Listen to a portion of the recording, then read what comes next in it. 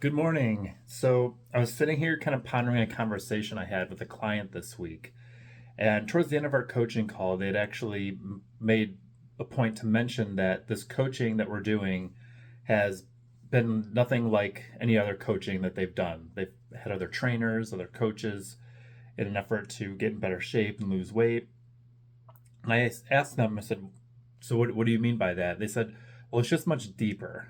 And it got me thinking about what makes what I do, in my opinion, so valuable and why the people I work with generally do very well. And that is because most people, when they're going about trying to lose weight and get in better shape, they think they need a plan. They need a clear path to follow. Now, that is important.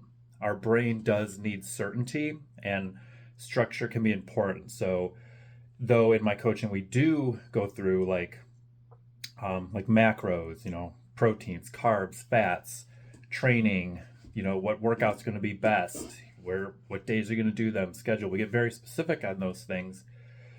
But as you may know, if you're watching this and you've struggled to lose weight, or maybe you've yo-yoed back and forth, that typically lasts for a little while.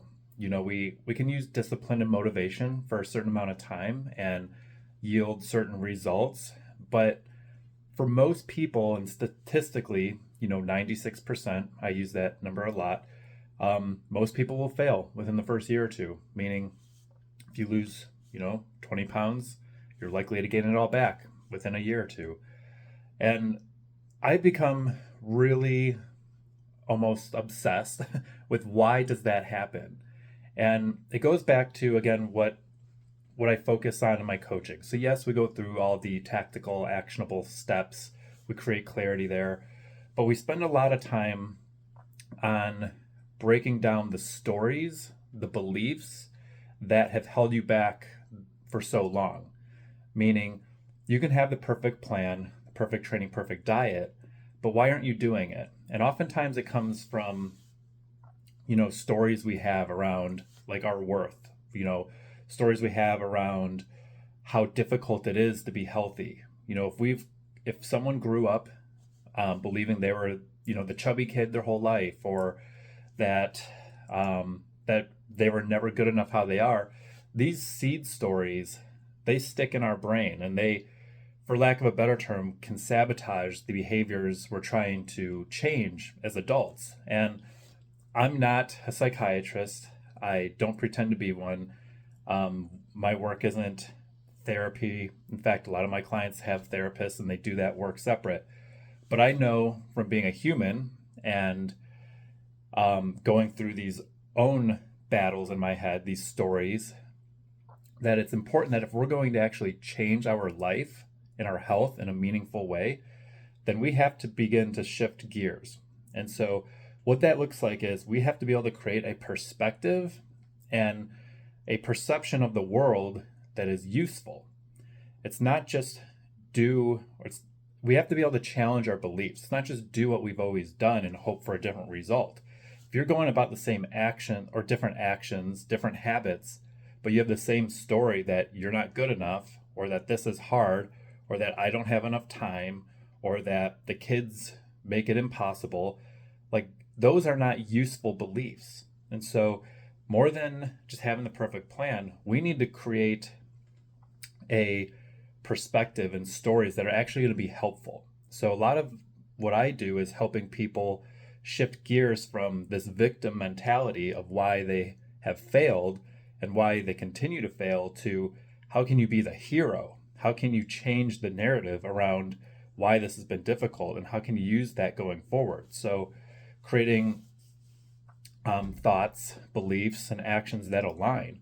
But it's so important to, again, be able to, the world will present to you what you believe to be true. Now that might be hard for you to understand, but if you think people are evil, you're going to come across evil people. If you think dieting and exercising can be easy, you're going to find ways to make it easy. So you have to, again, create a perspective and a set of beliefs that are going to be helpful. And how do you know what's helpful? Well, you have to be clear on what you want. It's not just, I want a six pack. what does that six pack bring you that you don't have? And it's a feeling. It's in here. It's not just, oh, I want people to like me, even though they might if you have a six pack, which is really kind of silly to say, but it's about what does that do to your self-worth. So you have to work on your self-worth. You have to work on the feeling that is going to drive your behavior. And you can only know what that is if you know what kind of life you want. So again, we try to bridge the gap of the actions and then the stories. We try to make those align, and it's amazing when they do how effortless this all seems. When you are looking in the mirror and you want to make changes and you know you have 20 pounds to lose, but you can look in the mirror and be at least have acceptance around where you're at, then you can go about these actions from a better place, from not from shame and guilt, but from, oh, I like how I look now, and I'm going to like how I look then too. And so this is just an often overlooked aspect of health, wellness, fat loss, but it's without a doubt the most important.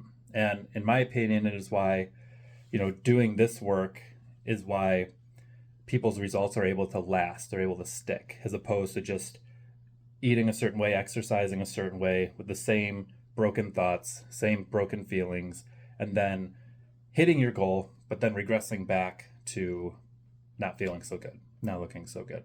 So anyway, I hope this makes sense. If you have questions on this sort of thing, feel free to reach out. If you feel like this is useful to anybody, please pass it along. And enjoy your weekend.